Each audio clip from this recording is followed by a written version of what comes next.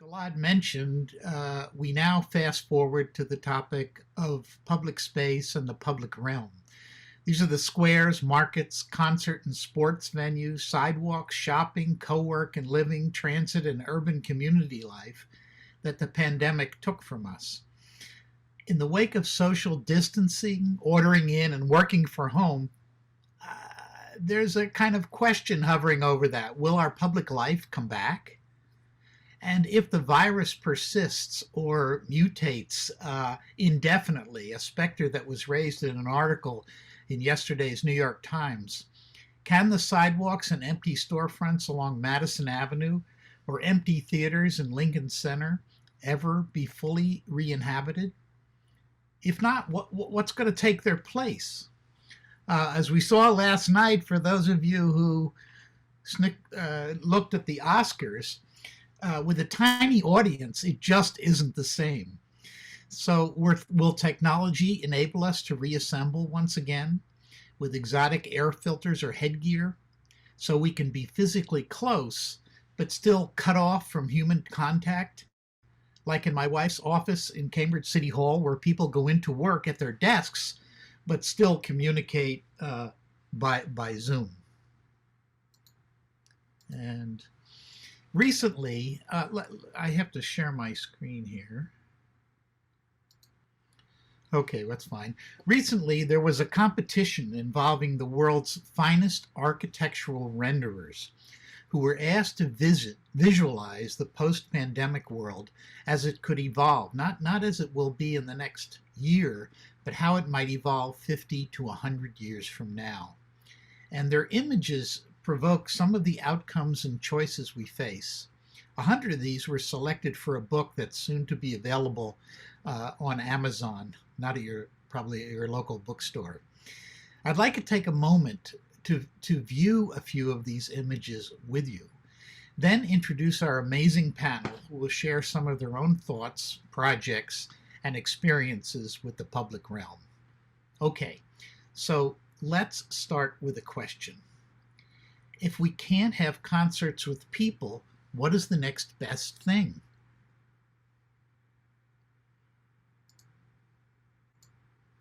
How about a concert for plants? After all, plants have become some of our best companions during the pandemic, and we owe them a lot, like the oxygen we breathe, which comes from plants. In a twist of vision and reality, such a concert did occur in Barcelona at the opening of the Eclat Opera House, where each plant stood, or maybe I should say they sat, for a frontline worker who received it after the performance. Or perhaps we can re-inhabit our public realm, each of us protected by our own bubbles. This is a vision that technology will save us, sort of, from future viruses, declining air quality, and oxygen levels stemming and decreasing oxygen levels stemming from the loss of plant life worldwide, as Danielle Wood showed us so brilliantly from space. In a sense, we become aliens on our own planet. Lastly, perhaps, we are coming to realize that much of our human environment is obsolete, to be gradually abandoned for more advanced forms of habitation and human interaction that are more resilient in the face of future pandemics, sea level rise, dwindling resources, and intractable inequalities that have been built into the cities we have. They don't need to be that way. In this view of an alternative human habitat, the city takes its place among the plants.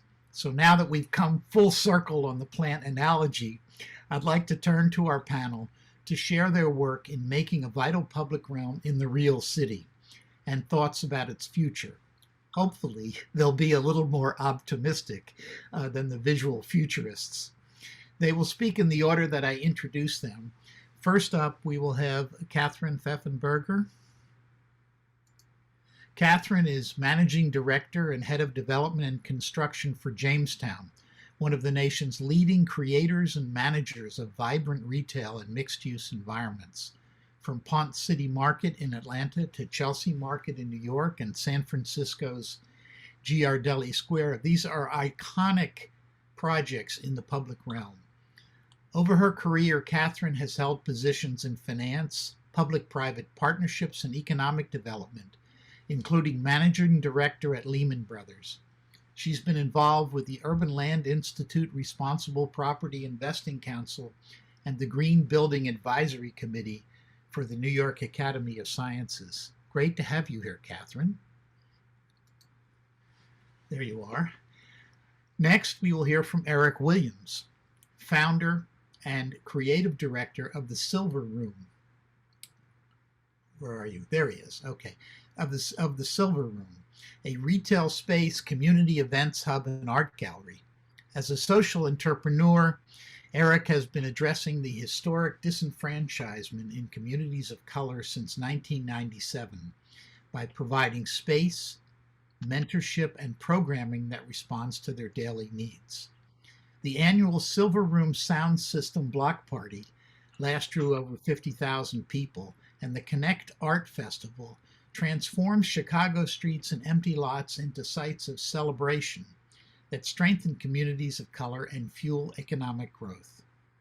Recently, Eric has established the Silver Room Foundation to promote, educate, and extend the reach of local artists and creative entrepreneurs. Hi, Eric. Nice to see you. And last but not least, we will hear from Andre Brumfeld, a principal and global director of planning and urban design for Gensler in Chicago. Gensler is the world's largest architectural firm. He applies his experience in urban design, planning, and architecture to urban redevelopment, large-scale, high-density infill projects, citywide master planning, corporate campus planning, and the reclamation of inner-city neighborhoods. That's quite an agenda, Andre. Dedicated to improving the quality of urban life, he works with developers, public agencies, and nonprofit organizations across the country, creating affordable mixed-income housing, urban industrial clusters, and transit-oriented development. It's great to have you, Andre. And now, Catherine, may we start with you? You're muted. So while I'm getting to my full screen here, I'll just start to not hold us up. So thank you, Dennis. Hopefully I'm much more optimistic about a real world and not concert halls full of plants. So I'm really looking forward to people, I gotta tell you. So I'm hoping that the new city is really a new kind of space that's more engaging and focused on people and less on buildings. You know, I'm going to take a minute to talk about some of the trends that we have seen in our properties in cities around the country from our experience. So, okay, now I can't like move. Oh, there we go. Sorry. So Chelsea Market, for example, we built out the restaurant space all along 16th Street and all along 15th Street, so that outdoor dining, even in the snowstorms, you know, continued throughout New York. And I think the Open Streets initiative has been super successful and created this very pedestrian environment in New York, so that wherever you walk, you see people outside dining, drinking, meeting, and finally, you know, being able to connect. I do think it will be hard to take back the streets now that people have realized how much more fun it is to be outside. I mean, at Buckhead Village District in Atlanta, we also closed off all the access to the cars and moved the restaurants out in the courtyard. So it became much more like a urban village. You know, and as you can see on the left, I think part of this was everything had to move outside. The signage, the check-in, and people learned to operate in two worlds, both inside and outside. And also the ability in these old buildings to figure out how do you do outside pickup, because there were no like delivery windows or options. So, you know, I think going forward, the key to designing is going to be figuring out how to maximize space to the best of its use. So how do you serve outside delivery? How do you have delivery pickup inside? How do you eat outside? How do you eat inside? How do you mix all of those uses and still have efficient space that's enjoyable?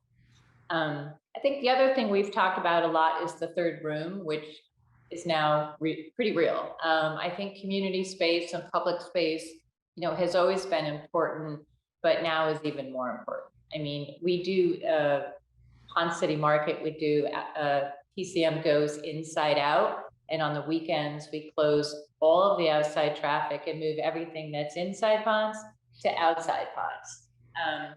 And I think, at Industry City, we've had built out restaurants and music venues and concerts.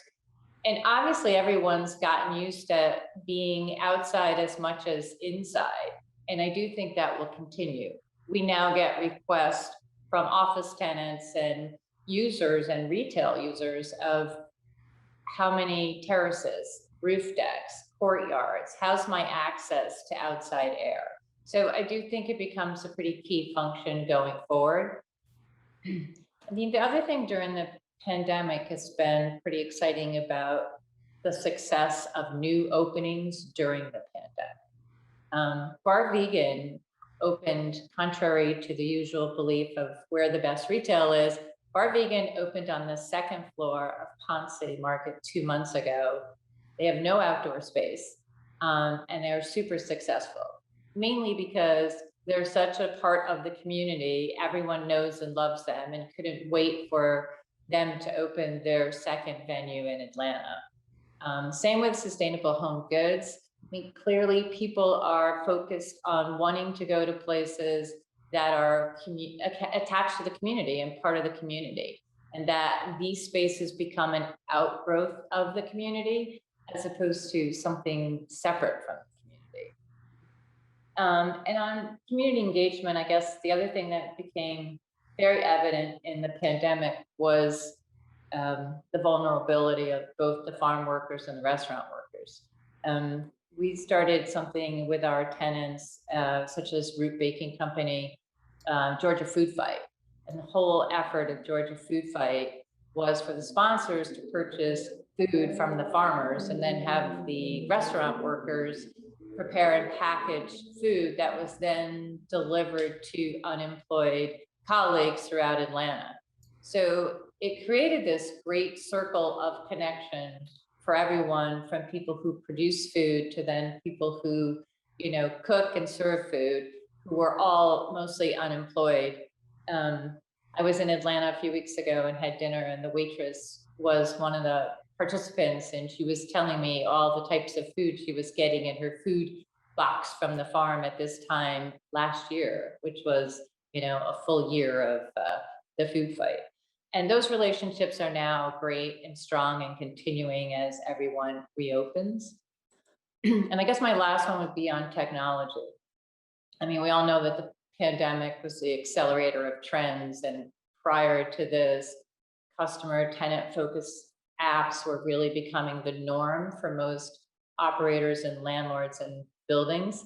But I think now everyone's learned how to order on a barcode, and there's been a huge growth in the types of ways you can order food or have it delivered or pick up. And that will clearly continue. And I think some of it will be to sort out what's really the best way for the restaurant owner as well as the customer to make this, efficient and helpful and help everyone to grow in kind of a strong fashion. So hopefully I'm seeing a new city that's full of people, not plants. That would be my preference. And also lots of mobility. I think bikes and scooters also, like anything on wheels, is now very popular. And my bike commute is kind of bumper to bumper traffic now in Manhattan. So hopefully all of those things will continue, which I think is great for the cities of the future. So Dennis, I will unshare my screen. Hopefully. Okay, thank you so much, Catherine. I feel better already. And now we'll move on to Eric.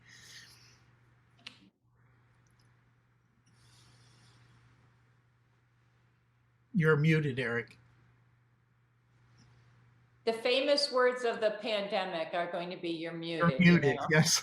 Hey, can you hear me? Yeah, that's Yeah, good. so my new T-shirt is going to be "You're muted." I'm making a ton about that today. So, thanks, Dennis. So yeah, how you doing? My name is Eric Williams, owner of a space called the Silver Room in Chicago. We've been open since 1997. And here's just a basic slide of the space. It's about 1,800 square feet. It's modular, as you can see, the display cases, and that's very intentional because it morphs into different things depending on what we're doing. We do fashion shows, we do book signings, record release parties, discussion talks, a little bit of everything. Inherently, it's a retail space, but over the last 23 years, it's become this space of arts and culture, and really a home for a lot of Black creatives in Chicago, in the South Side of Chicago specifically. So once this pandemic hit, it was a shock like everybody else, because for me, the space has always been about connection, connection from our customers, connection to people who've been with us since 1997, and so it was a shock. Here's an example of something that we would do in the store at night. We'd have a party. People can actually shop, while they're having a party. Again, birthday parties, holiday parties. And so our customer base basically became part of the store. It's a retail space, but everyone in the community knows that they can actually be a part of the space. We have DJs, we have a little bit of everything in here. So over the course of the 23 years, I was able to meet tons of people from different sectors, from the arts in particular, dancers, writers, singers. And so I had this idea to bring together everybody from different parts of the community and host this block party. So about 16 years ago, the idea was to just bring some folks together. And this is a photo from the second one we did actually about 16 years ago. And this is the retail space. So it's about 1,800 square feet. Everything is modular. And as I mentioned before, the reason is to be able to kind of transform the space into what we need it to be, usually at night.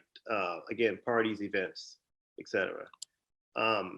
This is just an example of an event we would have at the store. This was I think a holiday party for one of our customers. So back to what I was speaking about was the block party, which really was just a celebration and a culmination of what we have been doing throughout the year. Again, a lot of folks in the arts community, writers, DJs, activists, teachers, who had talent, but I realized that they actually were very disconnected in so many ways. So I wanted to have an event that would bring together folks from different parts of the community who I had the pleasure of meeting throughout the year. This was the second one we did. This is the one we did. This is one we had from 2 years ago. It grew from about 200 people to last year about 45,000 people. So, obviously when COVID hit, we weren't prepared for like many people.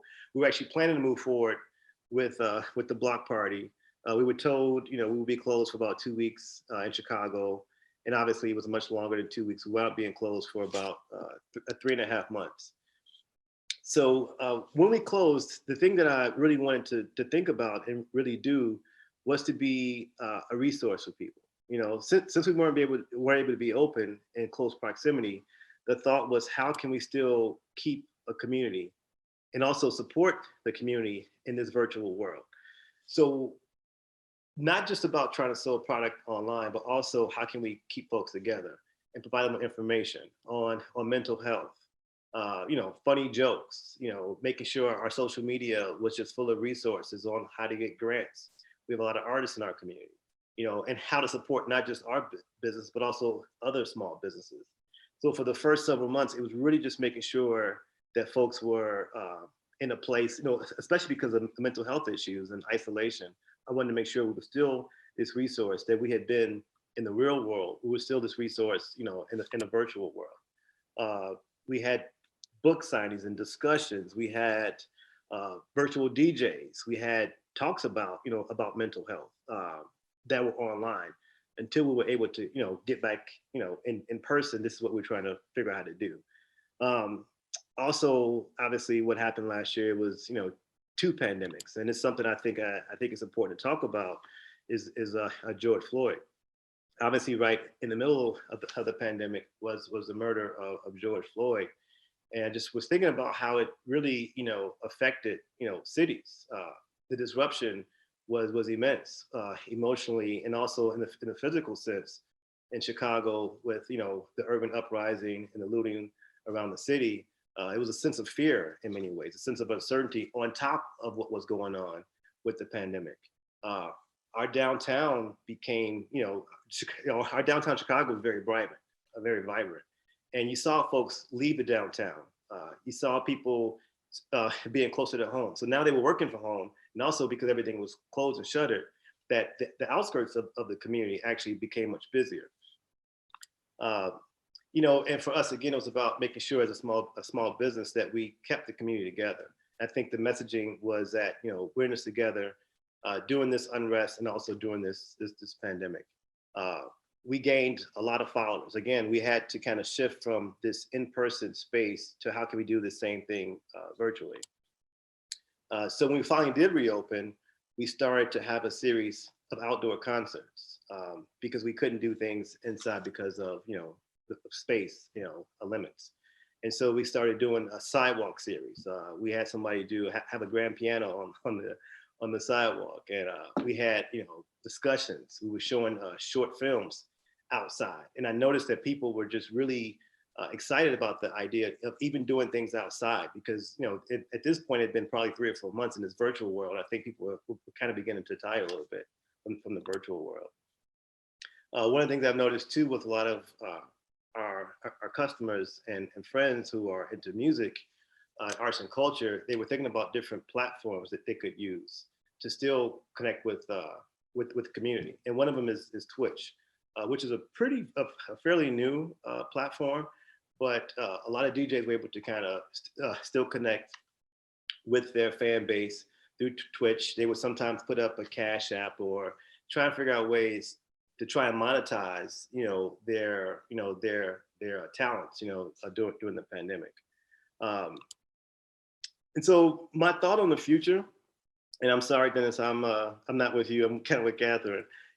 I've seen people really, really want to come back to real life. Actually, for us, since we reopened, we've never been busier in 23 years. I mean, people want to come in and shop and support, and they want to shop and support with intention. I think, again, like this idea of small businesses, especially so many have been shuttered the last year. When folks are reopening and they can't support, they want to shop with their dollar. And so right now, I feel like this, in the next year, 2022, what I've been hearing is that it's going to be one of the busiest years, if not the busiest year ever, actually, for entertainment. I think you're going to see a shift in how shows look. They're probably going to be a little bit more expensive because of the cost that will be associated with trying to keep people safe. But I think, by mid next year, we're going to be in full swing. And I think just probably like, as busy as ever. So thanks, Dennis. And I'm sorry that I don't think it's going to be plants and seeds. So. Well, just to be clear, I'm not so sure about that either, but I wanted to provoke you guys. So now I'm feeling even better than before. And it looks like people, what you said was people coming back with a purpose. They now have a better appreciation for the quality of life that is provided out there, and that they may have taken for granted before. So Andre, see if you can keep up the theme. You're next. Good afternoon. Can everyone see my screen? Yes, we're good. I think that's also one of the 5 or 6 phrases over the last 12 months or so. Well, first, I just want to thank you for inviting me to be part of the panel. And second, it's hard to follow Eric. I will just say this as someone who lives in Hyde Park on the south side of Chicago, right around the corner from his store. I consider that to be part of my living room and part of our extended living room, not only for us here in Hyde Park, but also on the south side. But as the word has gotten out in terms of what he offers, it's really becoming, a very interesting and unique, I think, attraction here for the city. So I can't wait to get it on the full side of this pandemic, so we can actually have Eric and the Silver Room continue to do the great things they've been doing for the community. So that's not a plug for Eric. That's how I feel. And you will also see some other things littered in here that, again, is not a plug to Eric, but it really speaks to kind of the larger kind of thinking when we think about what we've been experiencing over the past 12 months. Social protests coupled with Black Lives Matter, of course, the murder of George Floyd and Breonna Taylor has put a spotlight on inequity in our urban environments. And it's forced us all, I think, to either rethink about what this means in terms of our underserved communities, but it also has kind of forced myself, my team, and others here at Gensler who've always been focused on the inner city, as some may call it, or our underserved neighborhoods that happen to be Black or brown.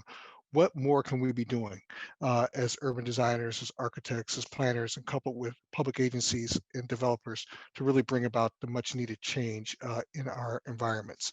So we put together a series of principles. I'm going to try to go through this very fast. So this is an abbreviated version related to urban revitalization. And one of them speaks to the 20-minute neighborhood. Now, the 20-minute neighborhood is not a new concept. We know that it's been explored and it's continued to be explored and revived, if you will, in cities like Paris and Melbourne.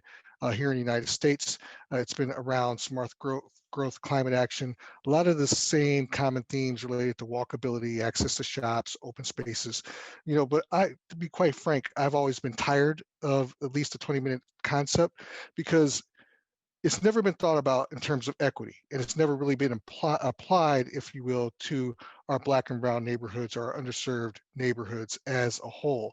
A lot of our neighborhoods don't have these amenities that many neighborhoods take for granted. So it's hard to talk about 20-minute neighborhoods when you're talking about neighborhoods in the underserved.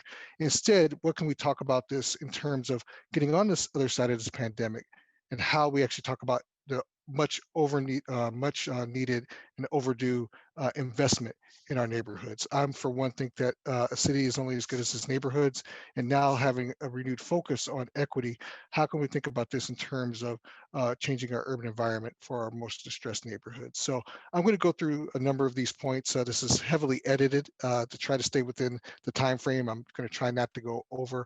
A renewed focus on neighborhood-based retail is clearly a component. How do we actually make sure that we can actually get the right investment and the right types of retail in our communities?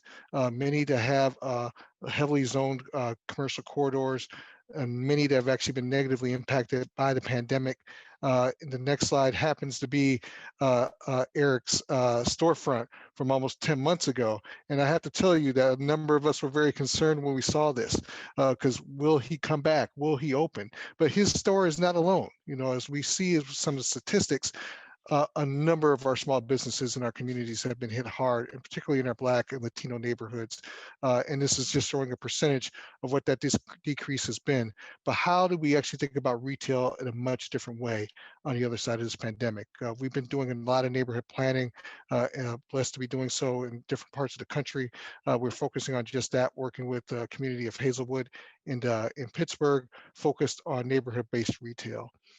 The idea of creating neighborhood-based employments, and this is not to suggest that we need to decentralize our central business districts. Our downtowns are the heart of the commercial heartbeat for many of our cities.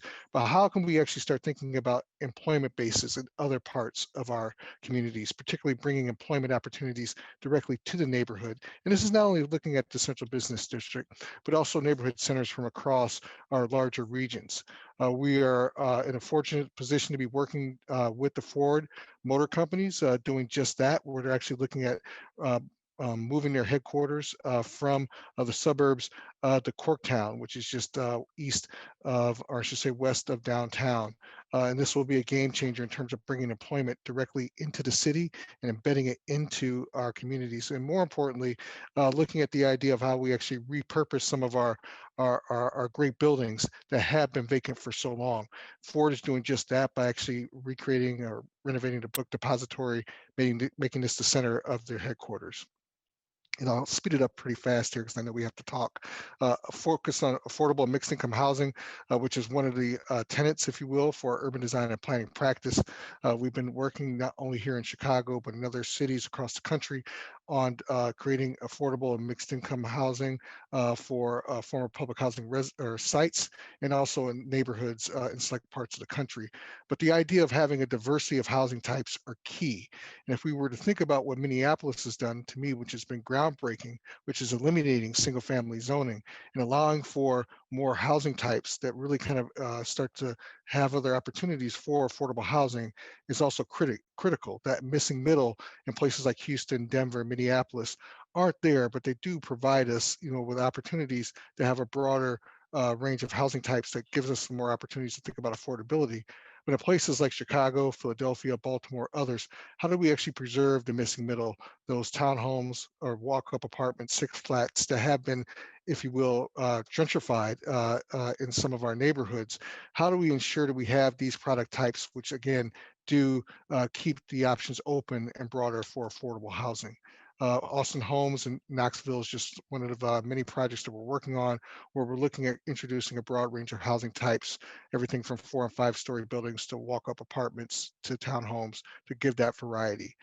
Access to healthcare and wellness, this was a much larger play, but had to edit it down for the interest of time. But how do we actually think about wellness in our neighborhoods in a much different way? This is actually up the street from where I live here in Hyde Park, where there was a vendor who actually brought the spin cycles outside and brought them into the neighborhood. In some cases, offered free classes. So what does health and wellness mean on the other side of the pandemic for our underserved communities? The importance of public space, we know it's very critical. How do we actually make sure that we can actually be outside in flexible spaces, but still be in a very safe environment that still allows us to interact amongst each other? Just a couple more minutes here. The idea of shared communities or shared assets across communities. If Sherman Park neighborhood has 7 of the 10 food groups and are missing 3, what can we do with the Brighton neighborhood next door to actually make sure that they have some of those components that are also part of what make up a 20-minute neighborhood? But then also, how do we actually share some of those larger components across multiple neighborhoods? And then last but not least, this is again not a plug to Eric, but some may recognize this image, the idea of supporting our minority-owned businesses, our small businesses. We all know, particularly small businesses, are the lifeblood of our communities and also in our country. What can we do on the other side of the pandemic to make sure that their presence is very strong and also that their presence is resilient? And then last but not least, community engagement. The best ideas, I feel, always come from the community. They always come from the stakeholders. We as urban designers, as architects, we're just simply tools working with the larger community for the benefit of the public good. So with that, I will stop. I'm sure I'm over time, and look forward to the discussion here with what I think is a great panel. Okay, thank you so much, Andre. I think the news about Ford is really interesting and exciting, because in the end, I think it's the jobs, the businesses and the jobs that really matter. And I actually would place it, people, I'm sure I won't even say it because I'm sure people will get upset. I'd even place it before housing, because without jobs, you can't afford to have your family be anywhere. So that's really good to hear, and the focus on local business, which all 3 of you mentioned. So thanks so much for sharing all of your phenomenal work. My mood has improved dramatically. Let me just start. Let me just start with a general question for each of you. I think one of the important things to keep in mind are the short-term versus the long-term effects of the pandemic and the challenges we're now facing in cities. I'd like to start by asking each of you, are we now at one of those inflection points in time where we will see major change? And to draw a parallel, like the time 100 years ago when the automobile was introduced into cities and basically blew them apart, moving people to suburbs, transforming retail and all the ways that we interact. Or do you think we can just pick up where we left off before the pandemic? So do you see us making adjustments to the old models or a different kind of city and public realm and community emerging? When we look back 50 years from now, will this be seen as an important inflection point, do you think, in the life of cities? Or just another bump along the road? Who'd like to, I'll let you guys pick it up. Who'd like to pick it up? Yeah, I can go. I think this is obviously it's it's a blip in some ways, and I say that meaning not to dismiss the seriousness of the pandemic, but what I think has happened is accelerated some things that might have happened. For example, policy in city of Chicago. Just to get a sidewalk permit used to take months. All of a sudden, it took 2 weeks. So we kind of figured out from policymakers that some of these roadblocks didn't have to happen if you're trying to help these small businesses. And there's other examples. I think the idea of a plexiglass, for example. We put plexiglass up all over the place. That costs a lot of money. You might not take it down now because maybe when COVID is gone, there's other things that this can actually stop and provide safety from. So I think things like that worked, and Catherine mentioned before, like this idea of outdoor space, that works. Well, let's keep doing this. So I think the things that worked, we'll try and figure out ways how to keep that, and things that don't work, or we're just during this pandemic, we'll kind of move away from that. But I think it was a blip. But I think that people, in the end of the day, they want human connection. And I think we're going to come back to that, and we already are coming back to that. I see it in our retail space. People asking about more events. As folks get vaccinated, they feel safer in public space. They'll be wanting to go back to the ways that things used to be as much as they can. That's great. Catherine, I really liked your point about reclaiming streets from cars, which I think has been a fantastic uplift to the public environment and just to the use of cities in general. What do you think? Are there more things like this that will continue into the future, do you think, or are the cars going to come back? Oh, you're muted.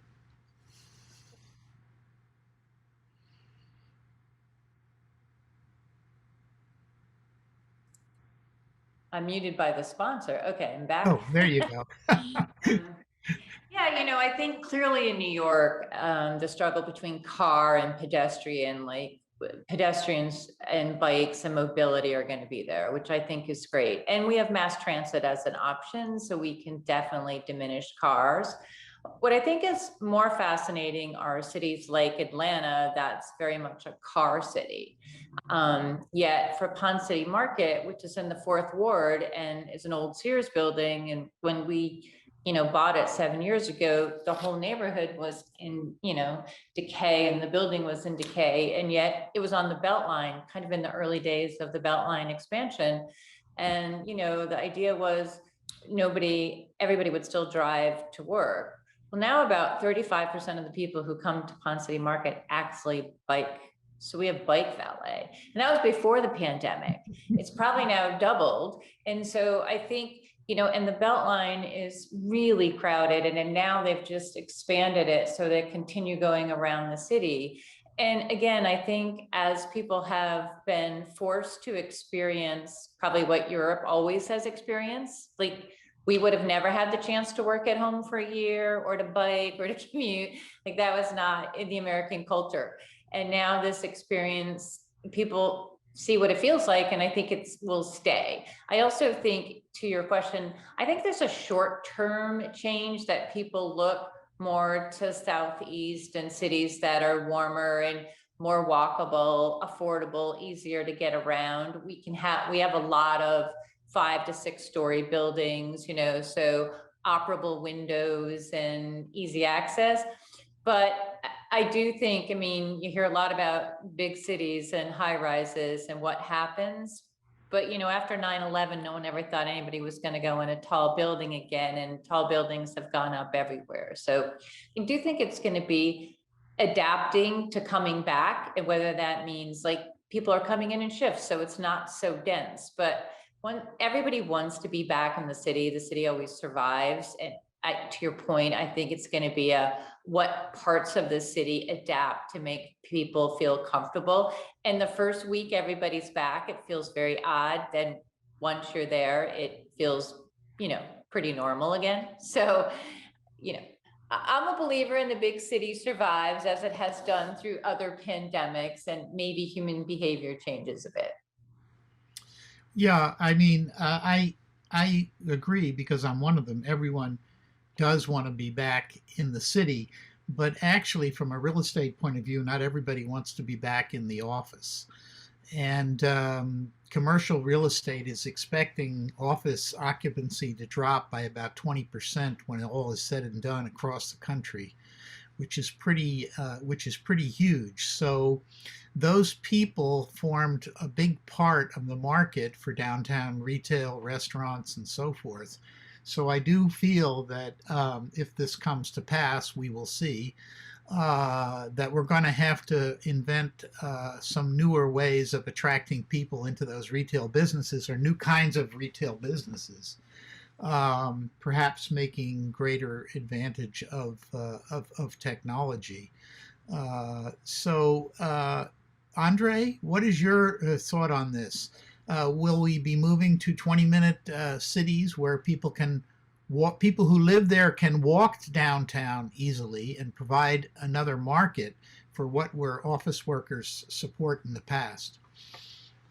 Well, I think the larger question is, are we willing to look beyond kind of traditional data sets that developers or investors look at when they're deciding where they invest?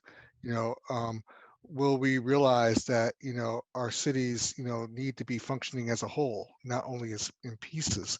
So I think it's how do we actually start to look through a different lens in terms of where there's investment opportunities, getting beyond the perceptions of why investment can't happen in particular neighborhoods and cities, because I think we've all realized that over the past 12 months, we've all looked at our neighborhoods, regardless of our income and where we live. We look at our neighborhoods much differently now than we probably did 14 months ago, especially during the early part of the pandemic, in terms of what we can access, in terms of where we can walk to, or we can drive 10 minutes, and more importantly, what we did not have in our neighborhoods. And I think, it's going to be interesting to see how local government agencies now start to work with developers to really start to look at, how we can actually think about, neighborhood revitalization in a much different way. One thing I do want to mention is that on the residential side, what's been interesting is that we all now think about our spaces because we've been almost kind of trapped in a lot of cases in our own places where we live. And I think the idea of what flexibility means in terms of residential moving forward, what does open space mean? In terms of where developers may not have not in the past wanted to either pay for balconies, or they see it as a place for dumping grounds, if you will, for storage. Those are invaluable now, and we realized even 9 months ago that they were invaluable. So how do we actually think about these new or different amenities, regardless of if it's market rate or affordable housing, that need to be part of our everyday life? And more importantly, how do we make our spaces that we live in more flexible, not only for a family of four who is actually two parents maybe working from home, and also two kids who may be learning from home, but how do we actually make sure that we have spaces that we can actually make flexible for all of us, to kind of coexist without anyone, going crazy. So, I think, this put a different kind of lens in terms of how we actually live moving into the future, especially as it relates to affordable housing. Yeah, before the pandemic, where we were really moving towards smaller and smaller units, micro units, and I think people now may have a different view on the value of space. And to my opening provocation, one of the biggest areas of retail gain has been in plants. houseplants, outdoor gardening, use of and greening of space has just absolutely skyrocketed during the pandemic, and I'm sure it will continue. Now, this might just be a short-term issue as everybody gets back to their balcony and back to their yards with the good weather. But we'll see over time. I think we may have seen a dwindling of demand for micro units and really small scale units, although they do provide affordability. But maybe we have to find a way of doing that without shirking on the space itself. Let's see. Now I have a couple of questions. Eric, the Silver Room has been incredibly successful at activating the public realm in the old-fashioned way by pulling people into the street and into the store and having lots of human contact. But you've also been successful, as you mentioned, in the digital realm through what I would call video community building. At a lot of places now, MIT in particular, we're trying to figure out how to do what you've been doing, bringing the physical and virtual public spaces together through hybrid interaction and learning, you know, where some students are in the physical class and some are in their homes in China and Singapore, you name it. Do you have some wisdom for those folks who are struggling with the digital and physical in their communities? And are there any lessons we can take from the Silver Room about merging together these two parts of our public realm these days? Sure. So even before the pandemic, last couple of years, I've seen a movement of folks in the virtual world to move more in the physical space, and folks in the physical space to incorporate technology. So you have retail spaces now that have AI tracking. That when you walk in a store, they know who you are, what you bought, your movements, how long are you going to be at the makeup counter. So that was already happening anyway. And you also see folks who have, who are in the virtual world, maybe do pop-ups, to kind of enhance their e-commerce site. So I think you have to do both. There's no way you can exist right now with an e-commerce site or a brick and mortar and not incorporate both. I think, during the pandemic, people had to accelerate their learning of how to make that happen, and for us, we tried to use physical space to kind of help to promote our virtual world.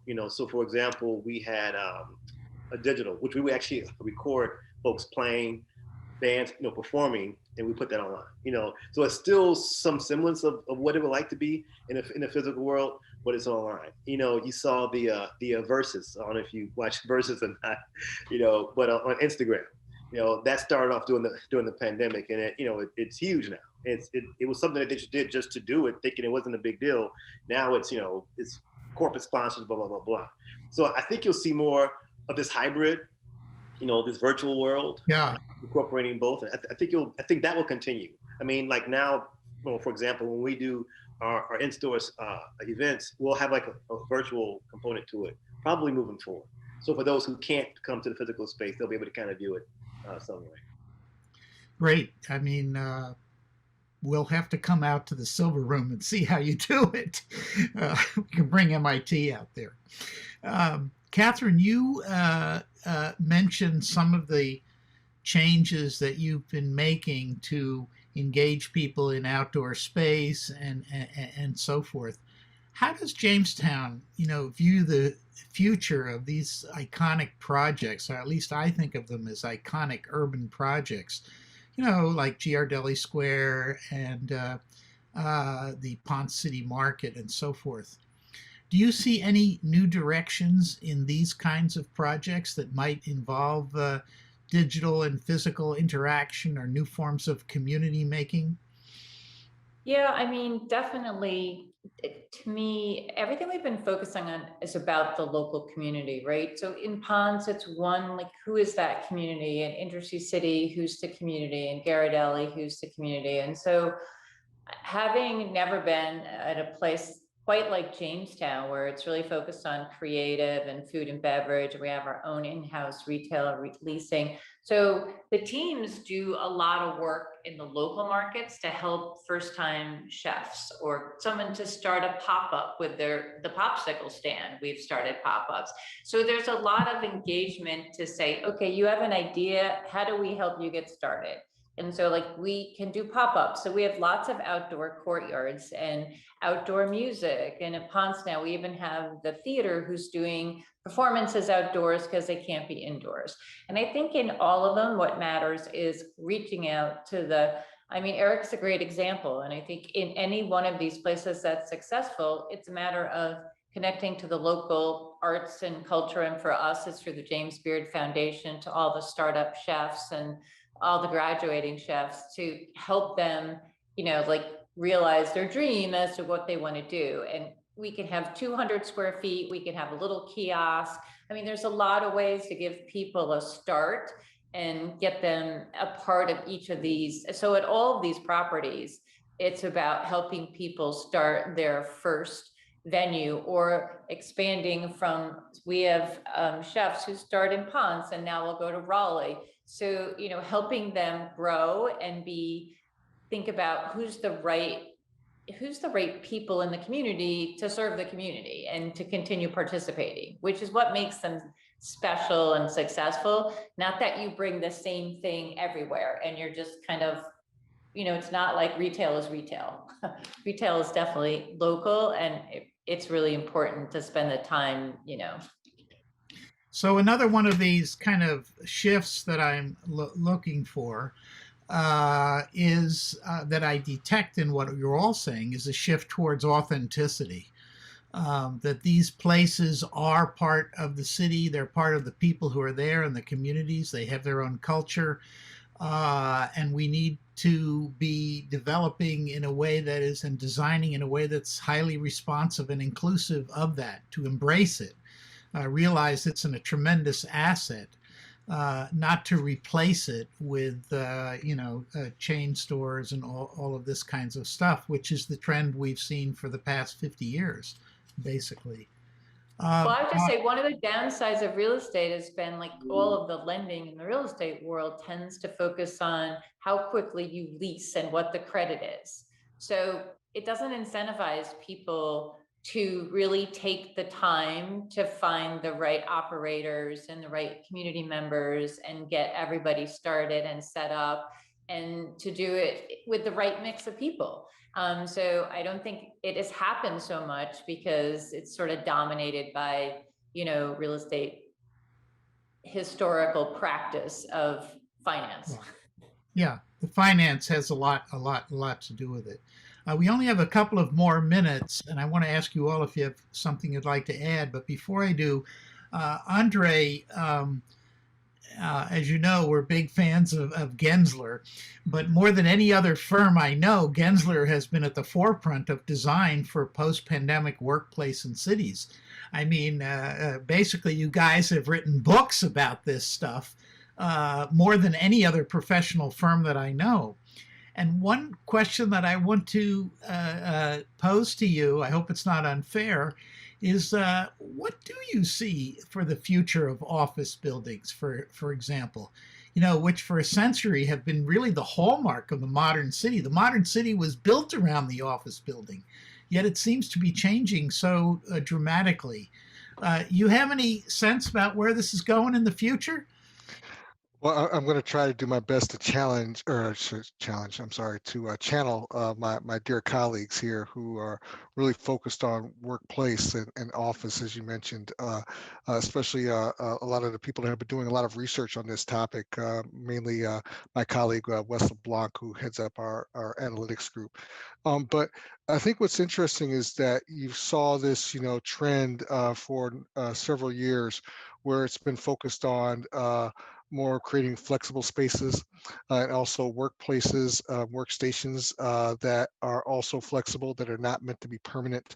Someone may be sitting in one seat one day, the next day someone else gets there, it's another person, and giving those employees the freedom to move around. The pandemic, of course, has changed all that.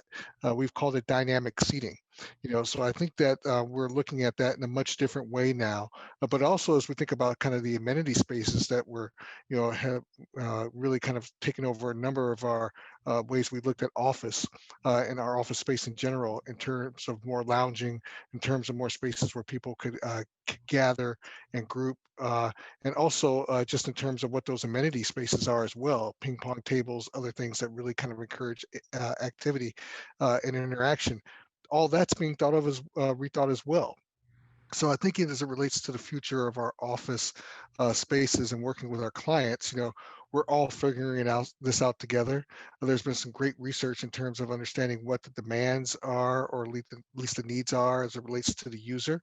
And more importantly, as companies are looking to come back to the office, how many of their employees will actually be in the office every day versus others that may be actually working from home 1 day or 2 days a week? And how do we actually, if you will, kind of make sure these populations are actually, kind of being allowed to come in to the office for the first time, or re-enter to the office for the first time in more than a year, but still allow some of the comforts, at least the flexibility that employees have been not, I won't say enjoying, but have been enduring for the past year of working from home. So it's really, I think, we're all kind of, at the forefront of thinking about what this means in terms of the employee and the employer and what their needs are. And more importantly, how do those spaces actually respond to actually, this shifting population in any given office? One of the trends that I do hope will continue is, and I've noticed around here in Boston, that some of the major companies, all of which had been shifting downtown, are now trying to keep a footprint in some of the small towns and urban neighborhoods as an alternative for people staying in their home. They could have a local Absolutely. place to work, and this, of course, brings job and consumption into the neighborhoods. So, Which could also spur other types of investment and development as relates to retail, food, and beverage as well. So right. I think we're all going to learn a lot within the next 12 months here, how this is going to go.